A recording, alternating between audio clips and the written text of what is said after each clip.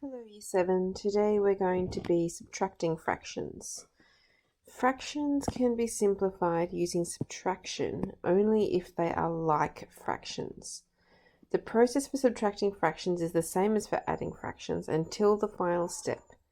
At the final step, you follow the operation and subtract the second numerator from the first numerator. A fail-safe method for subtracting mixed numerals is to convert the improper fractions right from the start. So if we look at the examples, in the first one we can see that both of these fractions have a denominator of 9. So all we need to do is write our answer with a denominator of 9 and subtract those numerators. 7 take away 2 is 5. And that's it. Most questions, however, the denominators are different. So in the second question, we have a denominator of 2 for the first fraction and 3 for the second.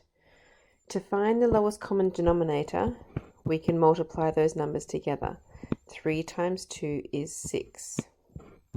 So I'm going to find equivalent fractions with 6 as the denominator. To get from the first fraction with 2 to get to 6, I would need to multiply by 3. So I do 1 times 3 to get 3 for my new numerator. Then I need to do the second fraction.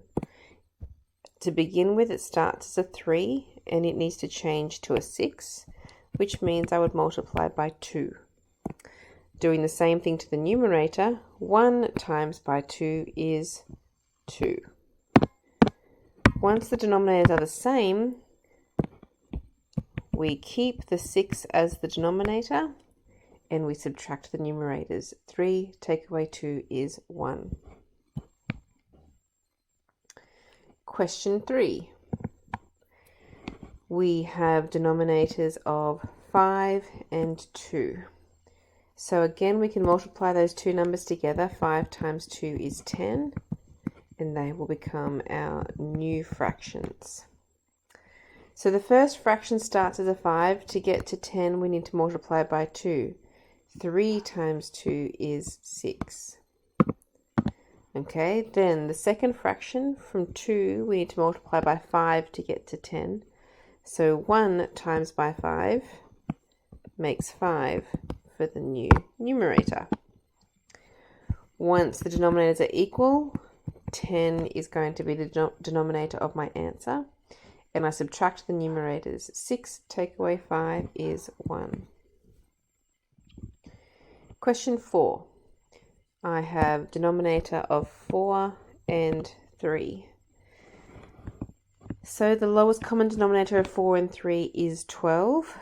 So let's write two fractions with 12 as the denominator and the minus sign in between. The first fraction with 4 on the bottom would need to be multiplied by 3. So 3 times 3 makes 9. The second fraction started off as a 3. It would be multiplied by 4 to get to 12. So 1 times 4 is 4. Now I subtract the numerators. 9 minus 4 is 5. And 12 is the denominator. For question 5 and 6, we have mixed numerals. So the best thing to do is to change those into improper fractions first. If we multiply 2 by 3, 2 times 3 is 6, and add on the 1 is 7, and the denominator is 2.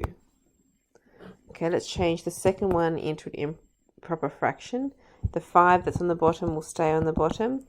5 times 1 is 5. Add on the 3 is 8. Okay, so we need to get a common denominator. 2 and 5 is what we currently have. So our lowest common denominator would be 10.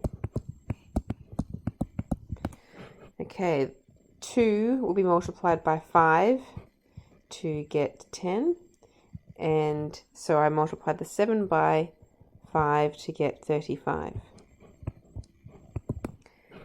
Then the 5 is multiplied by 2 to get 10, so 8 times 2 is 16. Okay, then I want to subtract the numerators. So remember, you can use your calculator to help you subtract and multiply things if you need to.